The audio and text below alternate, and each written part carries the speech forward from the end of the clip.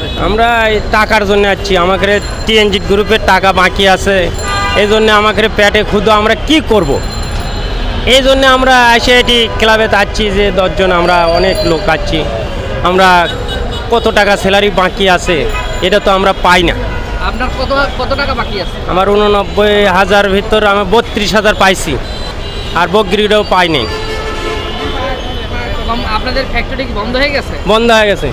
এখন কি করব, এই যে আসছি, এখন দেখে শুনে এখন এই তো চেষ্টা করছি যদি একটু রহমত করে। এই যে কয়েকদিন পরে ঈদ, এখন আমাকে তো পেটে খিদা, এখন আমরা কি করব, রাস্তাত নামে পড়ছি, আমাদের তো পেটে প্রচণ্ড খিদা।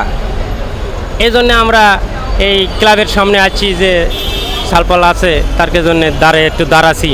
আচ্ছা, কতদিন থেকে আপনাদের ফ্যাক্টরি বন্ধ? এই মাসকে এদের ভিতর বন্ধ আছে, তারপরের থেকে আর খোলে নেই। এতদিন কি করেছে?